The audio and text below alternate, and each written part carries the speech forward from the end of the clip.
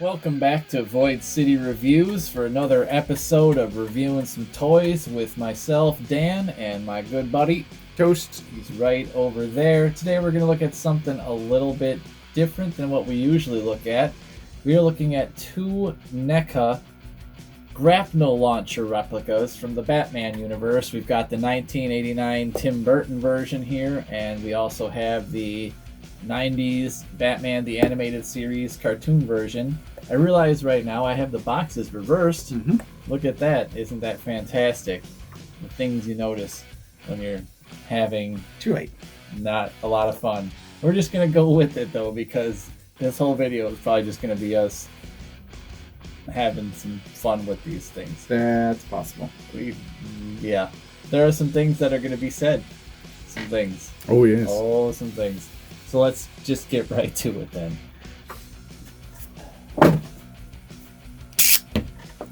Oh, almost got ya. So, as you can see, both of these do actually fire a projectile. If only we were shooting in 3D. They were, oh man, the production value. Yes, and they also have a feature to retrieve, but it doesn't go all the way in, so you do still have to do that because it's not strong enough. But this does the same thing. There's a button on the inside right here.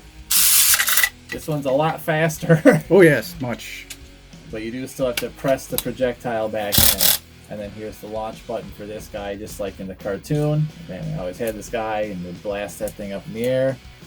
I can still hear that sound effect. Yep, so I was just about to say that sound effect is ingrained in my head. It's like the Wilhelm scream. It's like a sound effect. Sure enough. I will never forget. It's like a lightsaber sound, or the sound a TIE fighter makes. If I say that word, you know that sound. You just heard it in your head, folks. You just heard those sounds. The TIE fighter scream. Yeah. So most people who've seen the animated series know exactly what this sounds like when it is fired. You're holding it upside down. You're gonna kill yourself. No. You're gonna shoot her open to the ground. No. Just trying to see how to, like, it fits pretty comfortably in my hand. Yeah. I mean, it seems pretty life size for what it would be if animated universe were real. And obviously, it seems so accurate too. Yeah, which is good and bad. I feel like in 3D real life, it kind of seems goofy. Yes. I don't know if that's the right word or if I'm describing it right, but it doesn't translate as well as, for example, this Michael Keaton version, which is actually from a real life prop, and that's why it looks a lot better, is because it actually was a real thing that existed. The only real difference is this one doesn't come apart right here like Keaton's did. It was two pieces that he put together. It does have a spinning barrel here for whatever reason, which is nice, and it does have the fold down handle like his had, so you can hold it, and that's good. But other than that, that's pretty much it. Little door on the top for putting batteries, which we're going to talk about in a little bit. Same with the other one. It does take batteries for that function to work, for the retrieval of the grapnel hook or grappling hook. But is the shooting just spring-loaded? The shooting is entirely just spring-loaded. It's so you just don't basically like a toy missile launcher. You don't need battery you don't need to launch. battery to launch, but if you launch it, then you can't put the string back in at all until you get batteries. Oh. So let's get into the batteries real quick. Yeah, we'll just get into that. So I actually have the package over here. So both of these toys take the type of battery. Let me see look at these boxes. So the first one of these that I got was the animated series grapnel launcher. And I'm thinking, okay, this is going to take probably like some AAAs or something, maybe one or two, or maybe even a AA, like pretty much every toy in the entire universe. So I'm looking at this, and I'm looking at the back, and it says, okay, I need 3 batteries. Okay, looks like it maybe an AA or AAA. What does it need here? Let's see. What does it say? Does it say what kind of battery it needs? Yeah, no, not right there, not right there. So let's look over on this tiny lettering here. So we'll show you this a little bit. So there's this whole big diagram. Nowhere on here does it say what battery you need. You need to go all the way up to this little itty bitty tiny area right in the top there, where I need 3 1.5 volt LR1 batteries. Not included. Not included. Mm-hmm. What the hell is an LR1 battery? Well, that's when you go to Google. I've been alive for 38 years. I've never heard of an LR1 battery. So I went to Google. Google's like, oh, it's size N. At which point I said, what the hell is a size N battery? I've never heard of that. Battery technology has expanded since your youth. But it shouldn't, because this seems like a step backwards, having these goofy sized dumb things. You could have had, in the same space, you could have just turned on its side 2 AAs or 3 AAAs or something. Like, why? I don't know if the... Long story short. I don't know if the volts work out, but whatever. Well, it would have made this one stronger. Anyways, long story short, it took me probably almost 3 months in a store to find the size battery that I needed to use these. I did not order these online. I waited until I found in a store the battery I could look. And I'm talking like Walmart's, Targets, everywhere. I'm saying that's on you then. Well, I mean, if they're going to make a toy, it should have batteries readily available for it. That was my point, is I don't get why they picked such a goofy battery. Where did you find those? I eventually did find these at a Walmart, but I had to go like out of my way to find a Walmart that actually had them on their display. I remember the last weird sized button I needed. I can't even remember what it was for. I got at a Walgreens. Walgreens is pretty good for button batteries. I probably should have checked there for these two, maybe. It was a button. I don't know. It's a very strange little battery. It is an odd size one that I haven't seen before. Yeah. But it's NECA. And it takes 3 and they come in packages of 2. Yes. This one takes 2. Oh. No, this one takes 3. This one takes 2. I do believe. If I remember correctly. I was going to make a joke. I'm like, did you buy a second one just because you had extra batteries? Yeah, this one takes 2. I see. So you still have an extra battery. So I still have an extra battery. But you bought this one. You bought the animated. I bought the animated. And you weren't happy with it. I wasn't. You were disappointed. I was. And then you bought a second one. Well, but look at this. It looks cool. I mean, this alone, this chrome finish on the dart. It looks really nice. So let me show you the reason. Let's take a closer look. And I will show you guys the reason for my prop table that is hidden down here. You guys have never seen this stuff before, but I actually did have a bit of a collection really nice of grapnel guns. And I don't seem to know where it is now. Oh, there it is. Up. Hold on, let me go around the other side of the table here. So I have a really old school replica of this gun also. And this is 3D printed?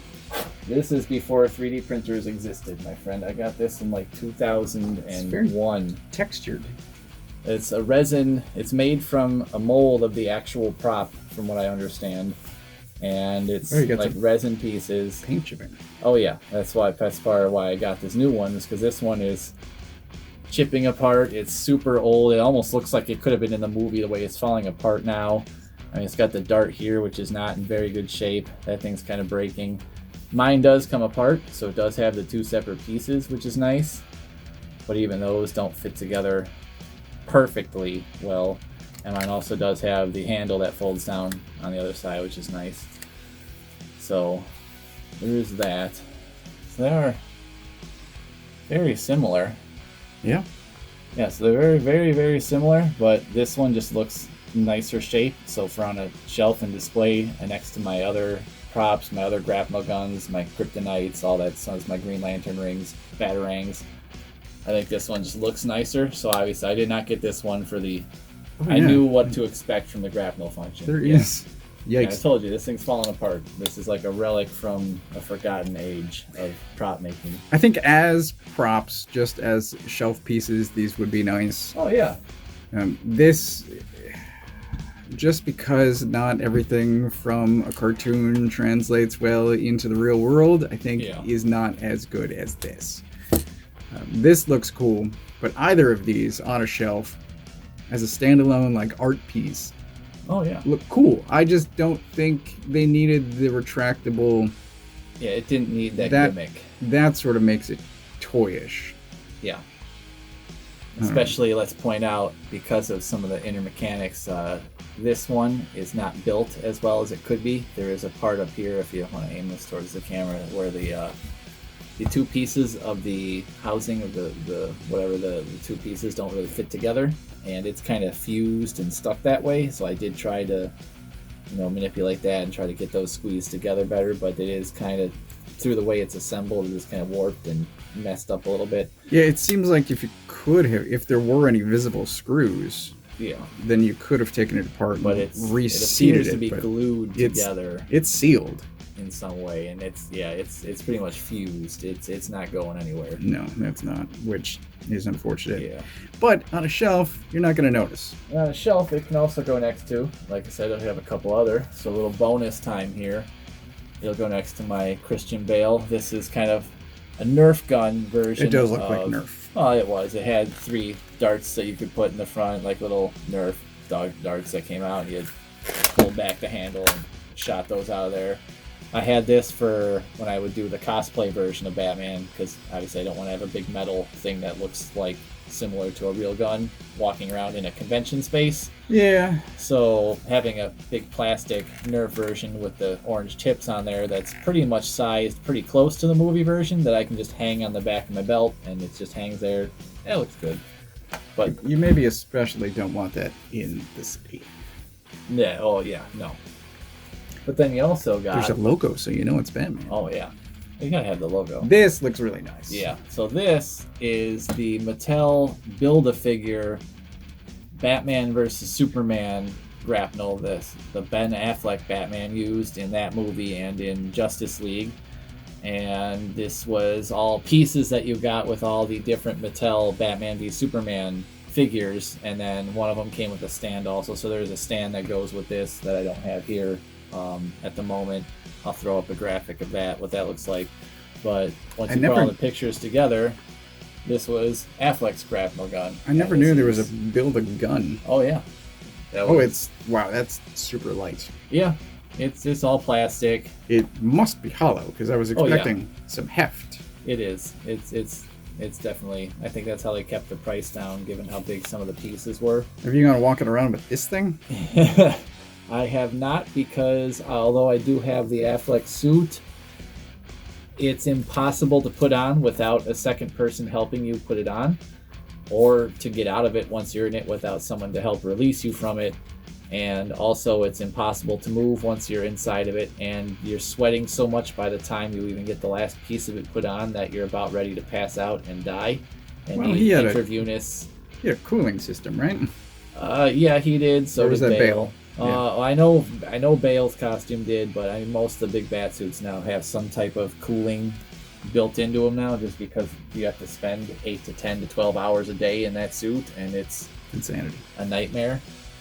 This fits well in the hand too. Yeah, it's pretty nice. It's pretty close to life size, non-functioning, but it does have the darts that you can take out of the side, and those do open and come out. There was a third or fourth. There was another Batman figure, because some of the different Batman figures came with different pieces. There was one where he came with another dart that actually had it almost looked like the gas explosion from being fired out of the gun, so you could actually put it in that bottom here, and it was stuck out by about 6 or 8 inches, and it looked like it had just been fired. This doesn't so you could fit have though? That. Not really. I mean, you could, if you want. I started to wedge it, but if you want, you can just shove it in there like that, but it doesn't really go all the way in. That's just meant for the one other one.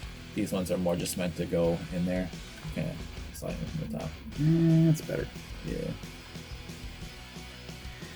Okay. So, just a couple little bonuses there, but that kind of explains why, in the end, I ended up with the 2 NECA grapnels, even after several times and in several videos now saying I don't want to buy anything from NECA ever again because it's either cheap or it falls apart or both. Oh. Well, I mean, we've both had some more negative experiences than we should have. It's clustered around one specific manufacturer. But now you have a grapnel gun collection. I do. That would look nice together. Yep. So yeah, so there's the grapnels. So you weren't as upset with them as you thought you would be. How much? Well, we'll get these out. You haven't told me the price. So how much were these? Are they the same price? Yes, as far as I recall. 30? 35. 35. Okay. Which for this one, I'm not as upset about. But for this one, I was kind of like, that could have been $14.99, maybe $20. Yeah. Maybe 20.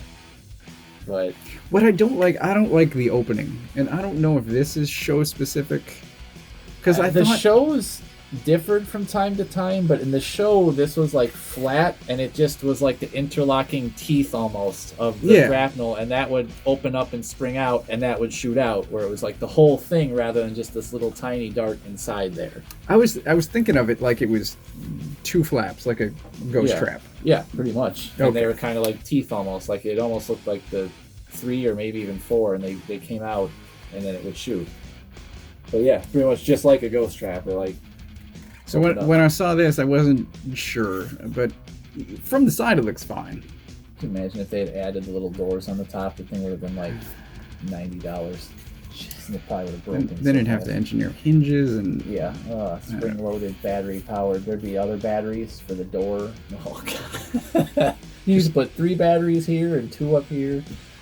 Anyway, and there'll be 2 different sizes. So we both think that this has the better retraction, right? Yes. Yeah, that one definitely. That thing, it just zip right back in.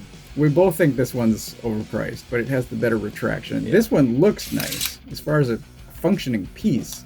I'm just wondering if it has to do with the fact that this one has 3 batteries and this one only has 2. Maybe. I mean, I suppose more juice, but it just seems weird how slow this one is. But... Maybe. Well. So, I mean, you kind of getting what you're getting with these guys. They look cool as props. I just don't think they're very functional. Don't be looking forward to the grapnel action. It's not very action packed. We'll say. Yeah. But yeah, as shelf props, which is what I wanted them for, I think they're pretty cool. Okay. Yeah. So that's it for another episode of Void City Reviews. We thank you for tuning in today, for checking out these Grapnel Launcher Replicas with us. Again, something a little bit different, but we want to get into a whole bunch of kinds of toys, not just action figures. So that being said, let us know what you guys think. If you got any of these, what do you think of them? Leave some comments, like, and subscribe. And until then, I have been Dan. I'm Toast. And we will see you next time.